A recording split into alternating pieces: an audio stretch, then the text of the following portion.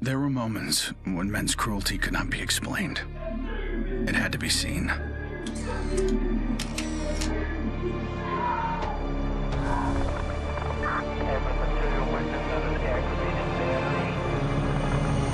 The perfect shot pierced our numbness, sent up a flare to save the next generation, and said, "This is where we've been. Don't follow." Then there was no one left to heed the warning. The only one left to save was yourself. My earliest memory is war. It was a conflict so complex that it could never be resolved.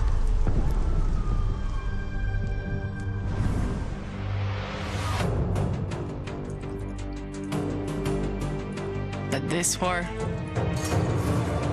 isn't complicated.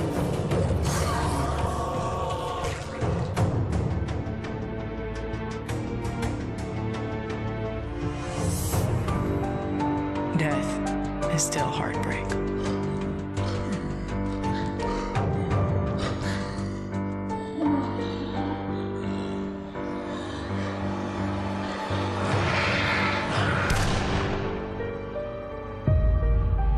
But a kill is a kill.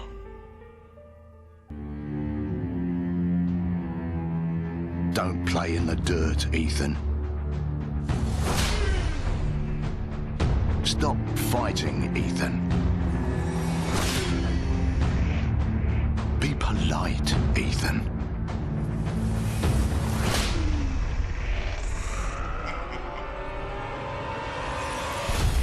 We can suppress the animal instincts all we want, bury them under layers of polish.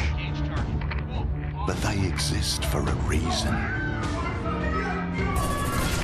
When we lived in a genteel fairy tale world, somebody did the dirty work out of sight. But when the fairy tale turned nightmare,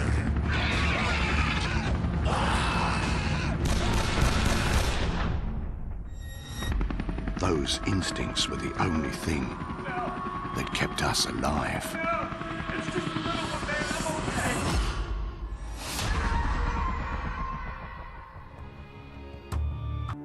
Where there is life, there is light. The glow of hope. At times, it burns brightly, but dwindles and fades.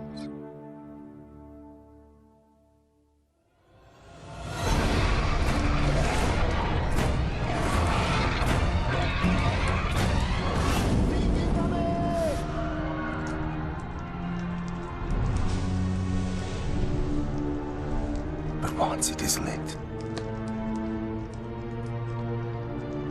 we must never let it die.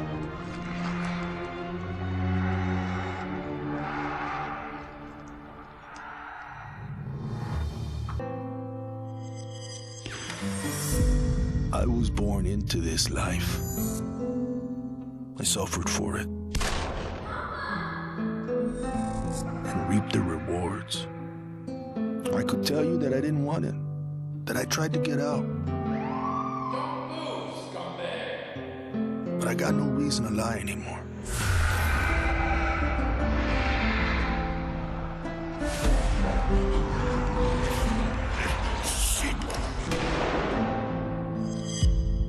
That life is the only reason I'm still here.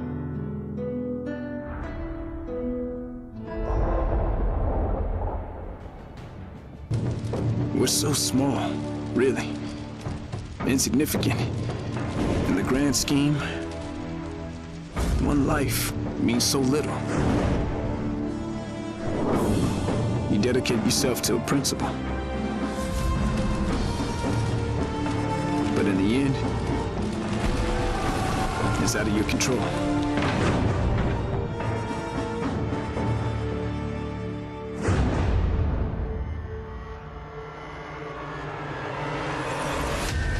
In this world, principles get you killed. You lend a hand, it gets torn off. You hesitate, you die. So you want to save someone? Save yourself. All my classmates who alienated me because I was different. To anyone who never gave me a chance. To the people who ignored me while I hid behind zeros and ones. Thank you.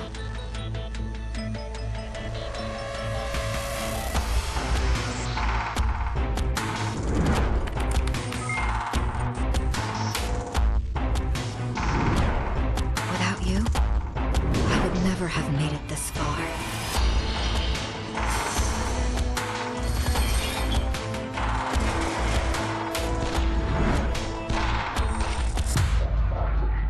I would have been weak and dependent. I would have ended up just like you.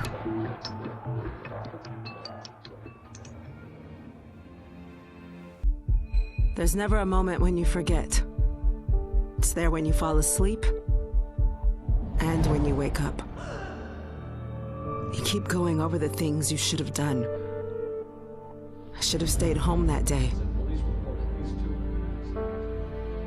I should have held on.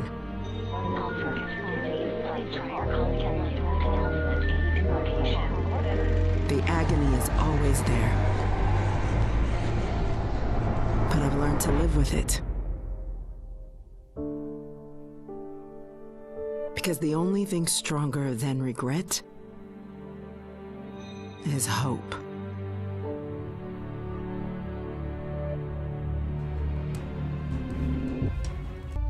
I was never afraid of Cachet the Deathless. I laughed at the fairy tale of this undead phantom. A woman of science would never fear such silliness. But what do we know?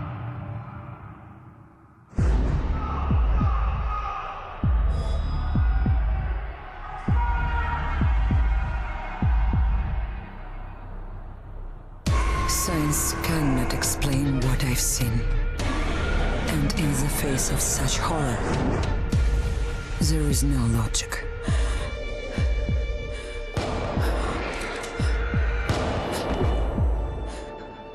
Only faith.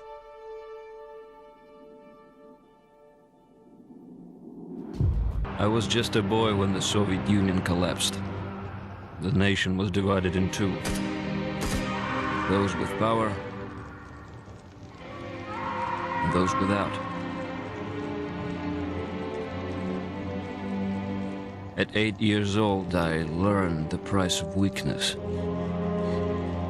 And I vowed never to pay that price again. I became the strong man. I gathered wealth, influence, and power. But nature is indifferent to the hierarchy of men. Once more, she burned my world to ashes, leaving only bitterness and the rage I would need to survive. People don't believe something can happen until it does. They live in cheerful ignorance of the coming storm. I could see nothing else. When it finally arrived, I felt relief. At least now the danger had taken shape. Now, I had a target.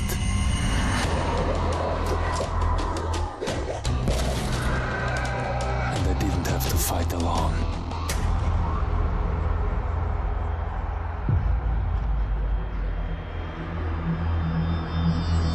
I will not be welcome in the kingdom of heaven. That fate was never in the cards for a man like me.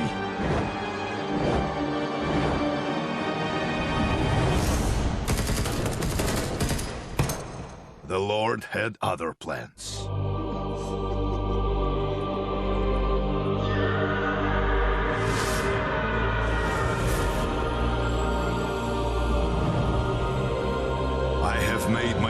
with God.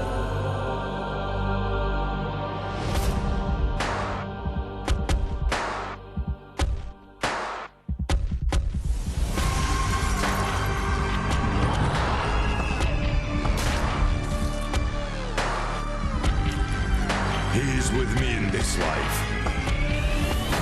And that is enough.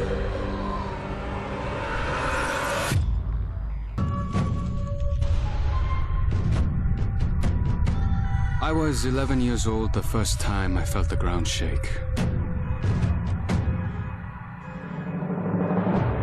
My instinct was to leave. But my grandparents wouldn't hear of it. This is our home, they told me. We don't leave. I came to live by that code.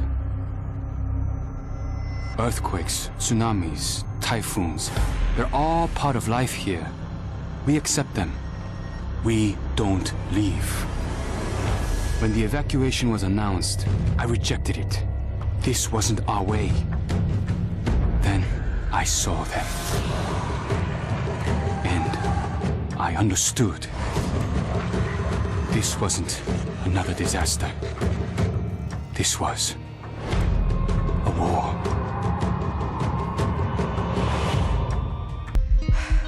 Nobody expected a 9-year-old girl from Tokyo to be fascinated by guns. Nobody imagined a 22-year-old university senior would drop out and train for the biathlon. Nobody believed that the daughter of a salaryman could win Olympic gold. And nobody predicted that a necrotic plague would decimate our planet's population. But life is all about the unforeseen.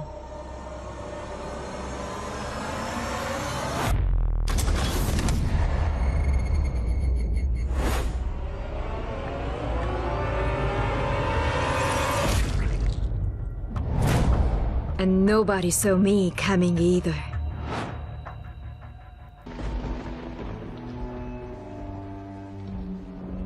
I always wanted to be a cop. Thought I could do some good. But the scum on the street kept destroying lives. While I was wrapped up in red tape.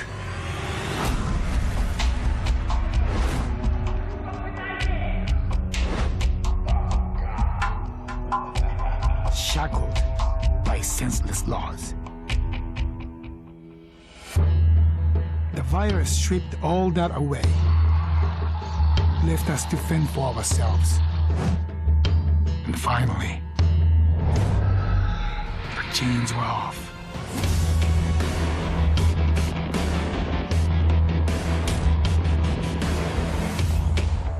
Growing up in Tokyo, you either became a salaryman, or you were a waste. If you asked around, it's safe to say I was the latter.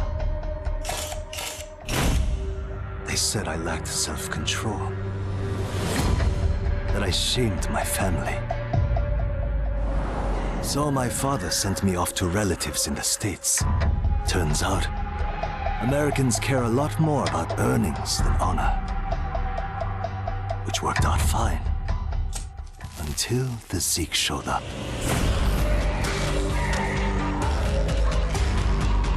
The Japanese decided to evacuate. They didn't have the firepower to fight. But I had special skills. So when everyone else was leaving, I went home.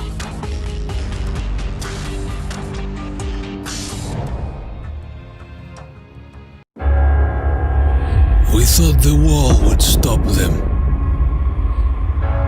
We hoped the gold would freeze them. We thought the army would crush them. But nothing worked. We're all alone. And they just keep coming.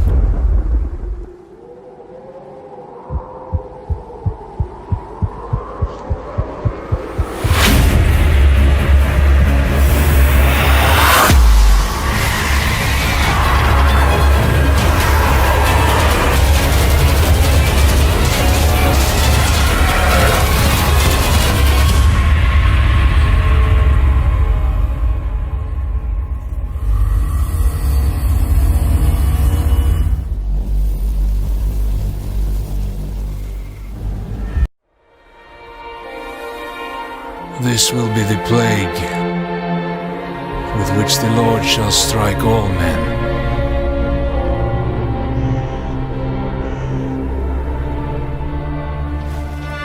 We are all that's left of a city beyond redemption, fulfilling our sacred duty to free the souls of the damned. Good to go up here!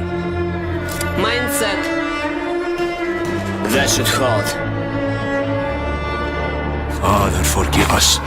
We shed this blood in the name of mercy.